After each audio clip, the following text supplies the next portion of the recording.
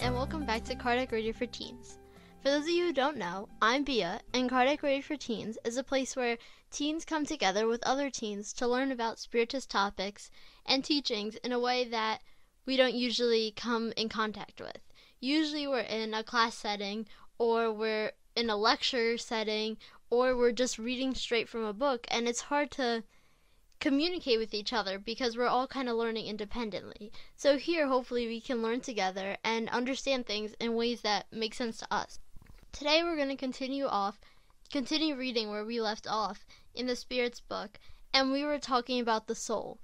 And we were kind of in the middle of a section, so if you missed last week, I highly encourage you to go back and listen to it because there's new information each week, and all those pieces kind of put the whole entire picture together. It's like a puzzle. So if you miss one, you might be a little confused.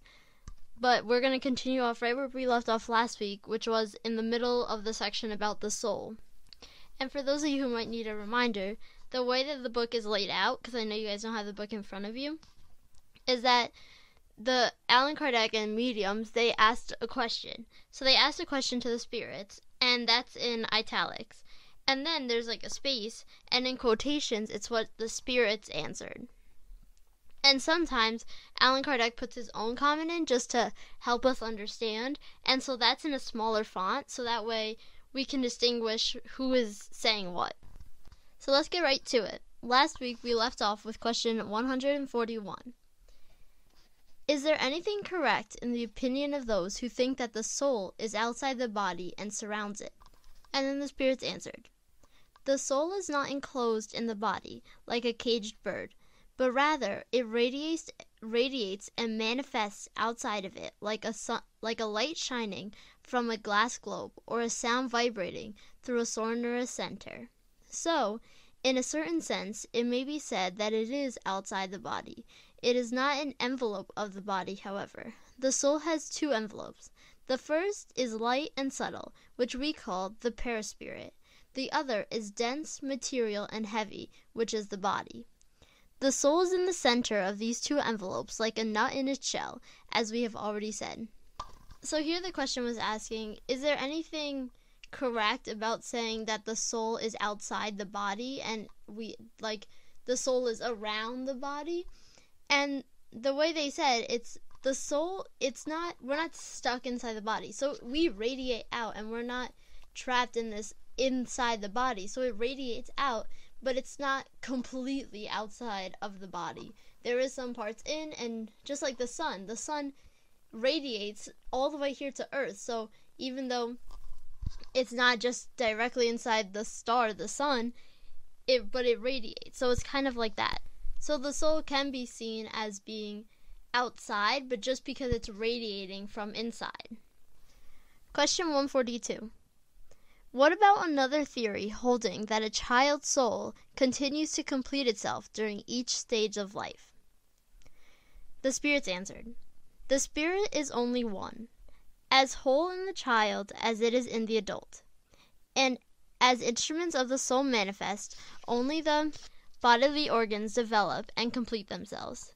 This is one more theory that takes the effect for the cause. So the question is asking about the theory, like some people believe, that the soul keeps developing as the child develops. So kind of like you have a baby soul and then it gets bigger as you get bigger. So that's kind of the theory that they're having. So it's completing itself throughout life. And the spirits answer that the spirit is only one.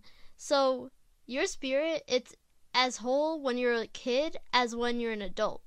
So the spirit isn't in like little pieces. There's not a baby spirit and then there's an older spirit. It's the same spirit. Question 143. Why don't all spirits define the soul in the same way? The spirits answered, not all spirits are equally enlightened regarding these matters. These are spirits who are still limited, who do not comprehend abstract ideas, are like the children living amongst you. There are also pseudo-learned spirits who make a big show of words in order to assert themselves, another similarity to your society. Furthermore, even enlightened spirits may express themselves in different terms that have same meanings, especially regarding matters that your language is incapable of clarifying. hence the need for the allegories and comparisons that you unfortunately take literally. So here the question was asking, why don't all spirits define the soul the same way? So when a medium's asking one spirit, they say one thing, and then they ask another spirit and they say another thing. So it's a lot of varying responses. And one thing that they say right at the end, which we kind of talked about a lot last week, was that we don't really have enough words to describe everything that they have in their world and everything that they can describe. Our knowledge is kind of limited, especially here on Earth and being so material, that we don't have enough words to describe some things. So sometimes their meanings and our meanings kind of get jumbled together because we don't have enough words to express something. And also they continue to say how not all souls are at this same level.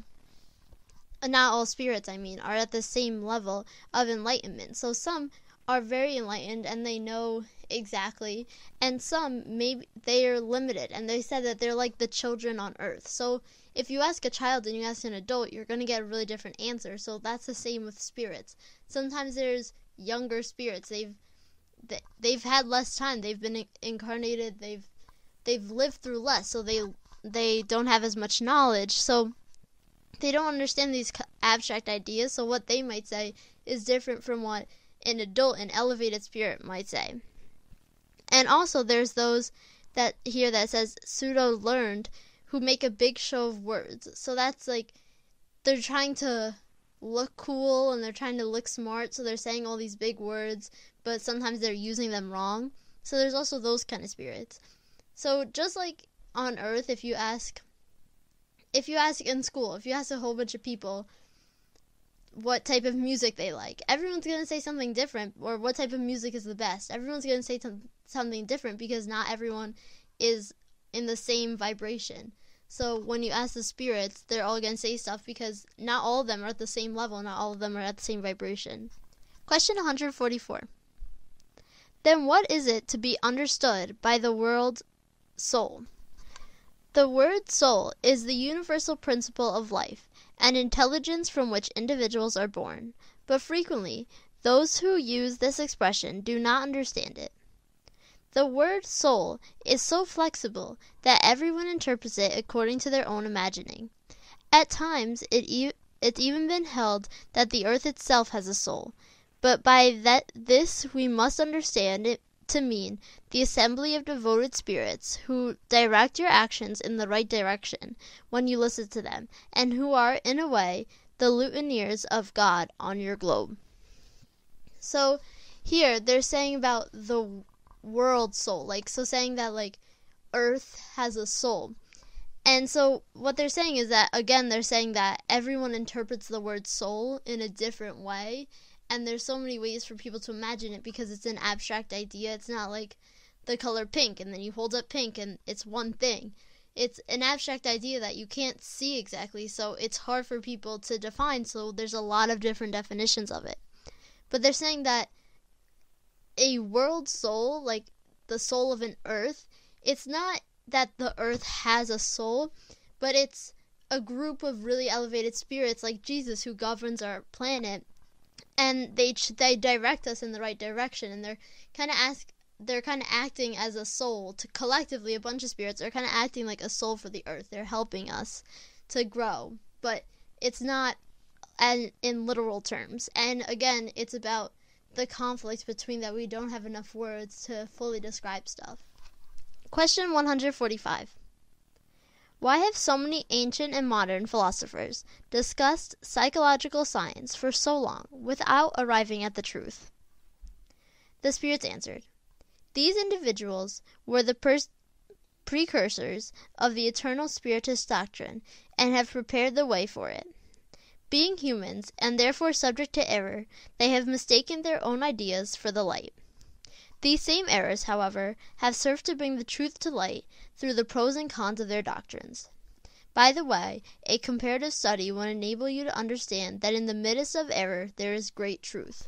So they're saying, the question was saying, how many these ancient and modern philosophers So how come all these people, they're searching and searching and searching for the truth, and they come at little things here and there, but how come they try so long and they never get to this truth?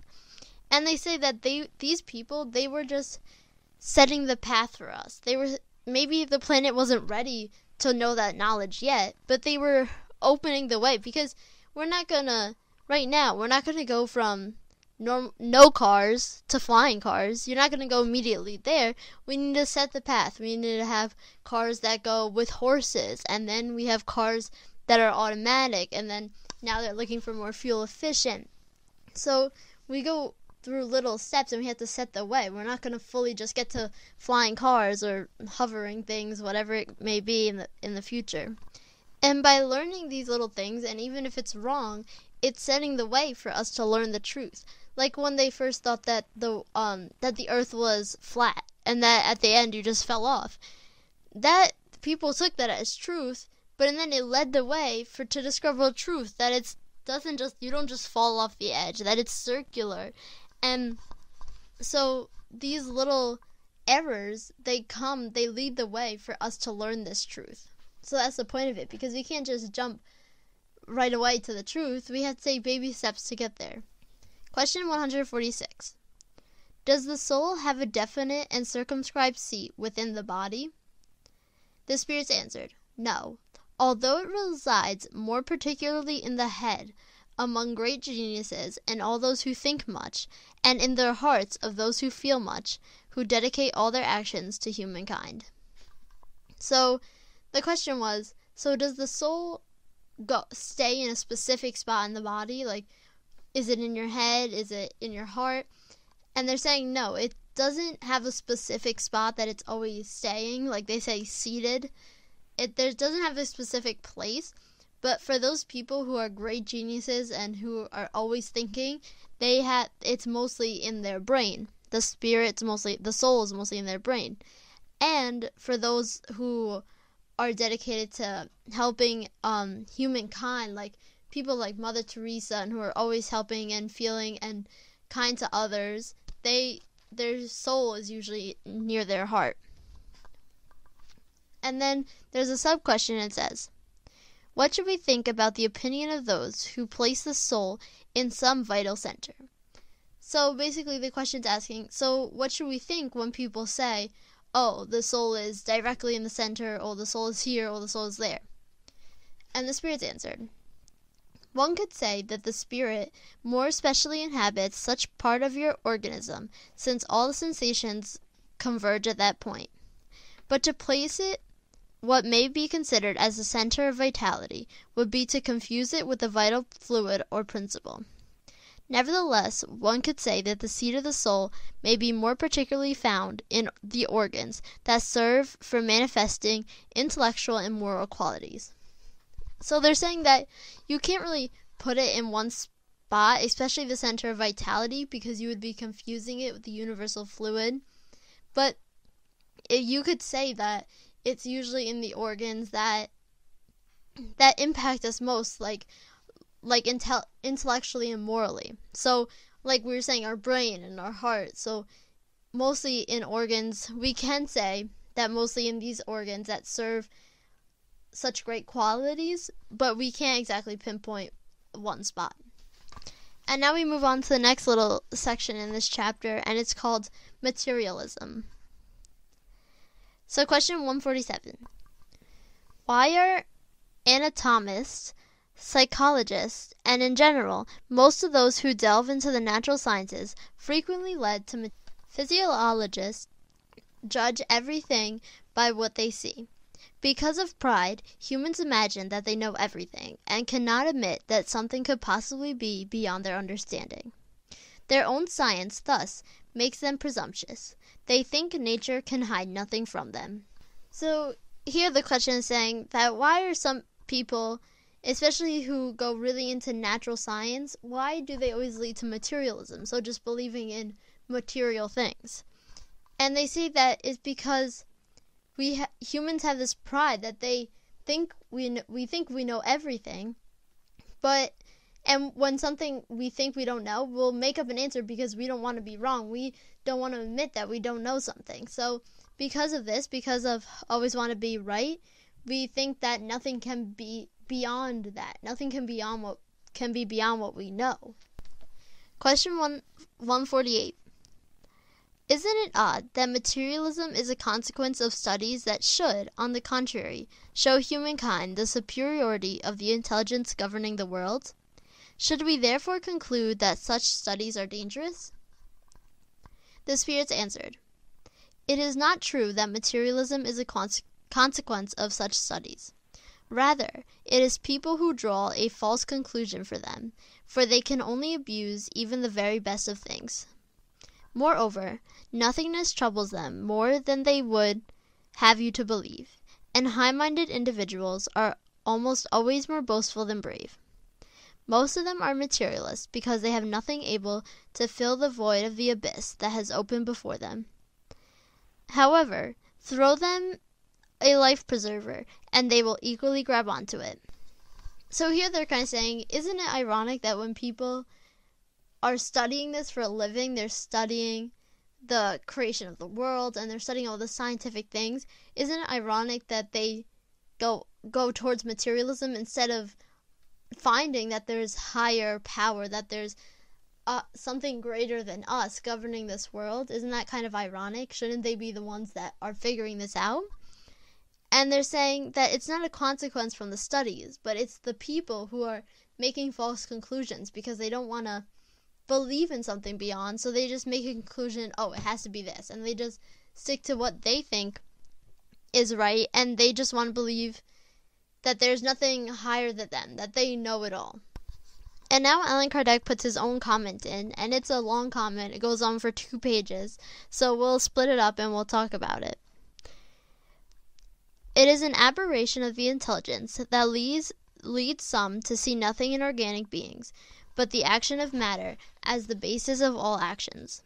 They see nothing in the human body except an electrical apparatus, and they have not studied the mechanisms of life except in the functioning of the organs. They have seen life extinguished many times by a ruptured artery, but they perceive nothing except the artery. They have tried to discern whether or not there might be something else, but they have found nothing but inert matter. Moreover, since they have not seen the soul escape, or been able to capture it, they conclude that everything rests in the property of matter, and thus, after death, the mind is reduced to nothingness. This would be a sad conclusion if it were true, because then good and evil would have no meaning. People would be justified in thinking only of themselves, and in placing the satisfaction of material pleasures above everything else. Social ties would be broken, and the holiest affections would be destroyed forever. Unfortunately, such ideas are far from being the rule.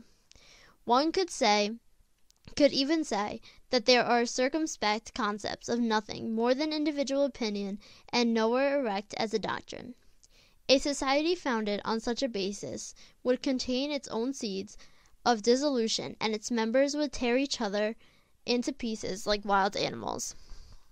So here he's kind of saying that some people, they can't see anything beyond what they can't see. So they think that if they can't see a soul, if they can't capture it, if they can't physically grasp it, then it can't be real. Then we'll just stick with what matter says. And they think that, if we can't see life on other planets, that there's not life on other planets. So they're very strict to the book, and they think, I have to prove it. And when they can't prove it, they think, okay, so it must just be material, and they can't put themselves past it. But they're saying that if it was like that, if just after when you die, your mind just goes to nothingness because there's no soul, your mind, it's just nothingness and that's it, then what would be the purpose of having good or evil? If you were good or evil, you're going to die the same way, and you weren't going to have any benefit. So the world would literally go crazy, and they're saying that fortunately it's not like that. We know it's not like that, but some people, they can't think beyond what they can't see. And then he continues, humans instinctively hold on to convict that does not end for them once life is over. They abhorred the idea of nothingness. In vain, they rebel against the idea of a future life, and when the supreme moment arrives, there are only a few who do not ask what will become of them, because the idea of leaving life behind forever is too painful. Who indeed could indefinitely face absolute and eternal separation from everything that has been loved? Who could watch without terror the immense abyss of nothingness opening before them, ready to swallow forever all their faculties and all their hopes, and at the same time say, "That's it, after me there's nothing, nothing but nothingness. Everything is gone without an appeal. A few days from now, and any remembrance of me will be gone from the memory of those who survive me, and there will be no traces of my passage on earth. Even the good I have done will be forgotten by the integrates I served, and there will be nothing to compensate me for this. No prospect except my body being devoured by worms." And so here they're saying he's giving an example that humans, we hold on to the idea that there has to be something after, because when it comes time for people to die, when people are dying, they don't want to believe. So all this went for nothing. I did all the good stuff for nothing, the bad stuff, the consequences, it doesn't matter. They think, how can this be the end? How can my life be over? How can I won't be remembered as soon, once the people you've touched have died, and if nothing goes on, then you won't be remembered, and nothing, that's it. It's over. So they're saying that people, we hold on to the idea selfishly because we don't want to, because they say in life, right here, we rebel against the idea of a future life. So when we're living and we're fine, we rebel. We're like, no, there's no future life.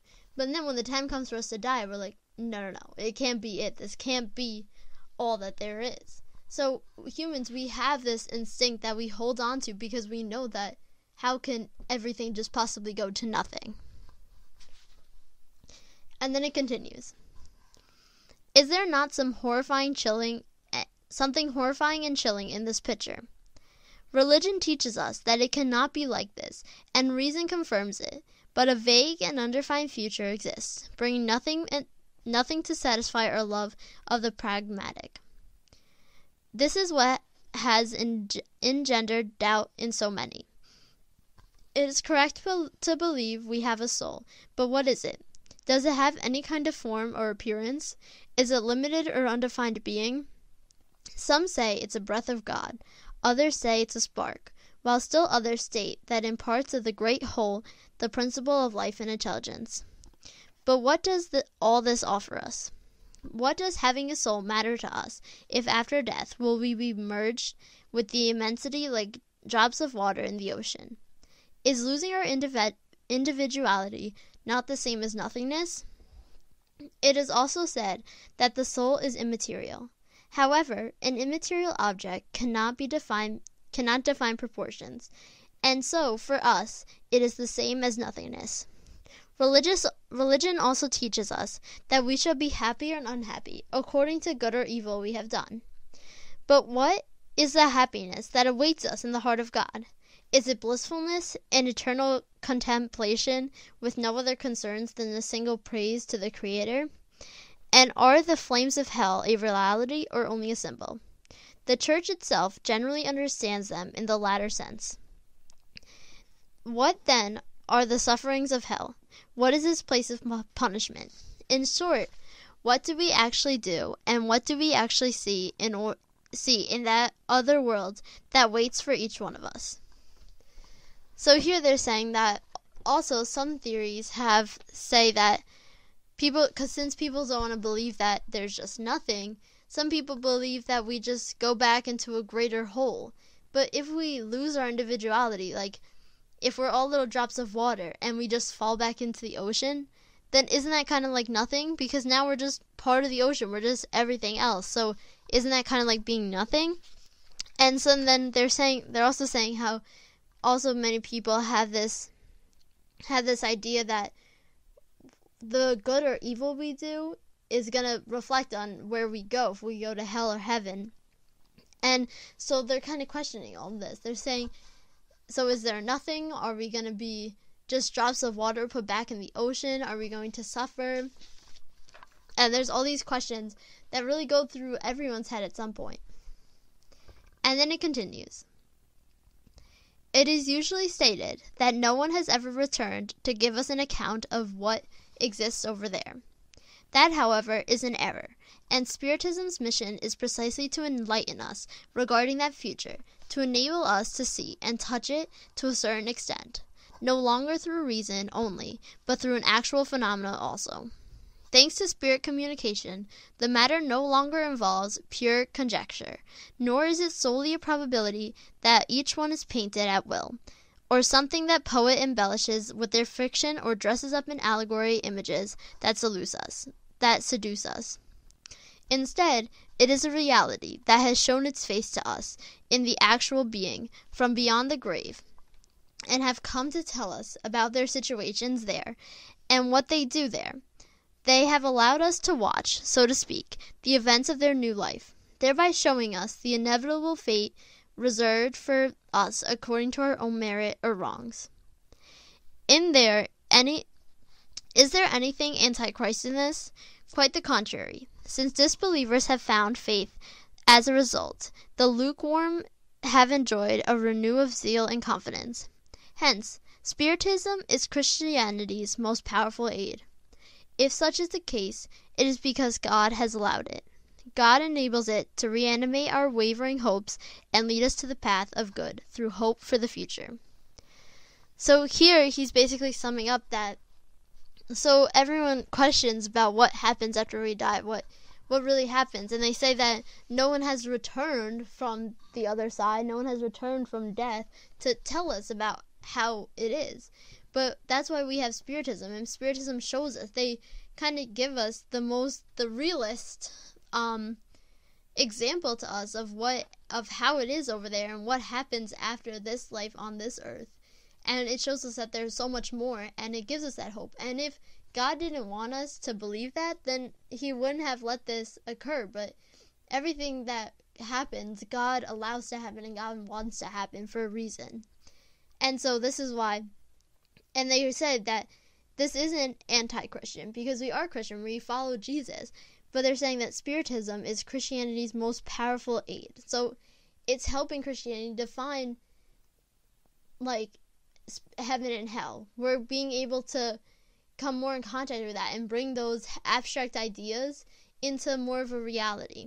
And that's why we're learning now. That's why we're doing all this. So that's why we do this show all the time, so that we can learn, so that it's not just an abstract idea, so that we have more information, because we want to know and we want proof. And this is what we can do by learning and studying books like this.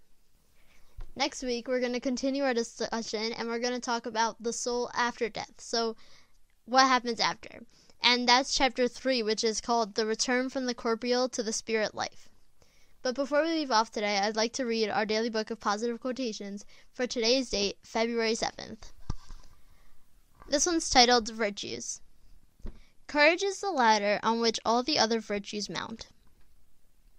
We like to think of ourselves as being basically good people with high values, people who do the right thing, and most of the time we probably are.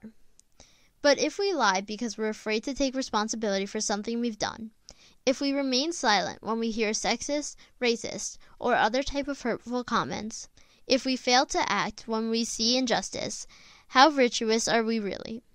It takes courage to live our virtues and to make them real. I won't put my values aside simply because it makes my life easier.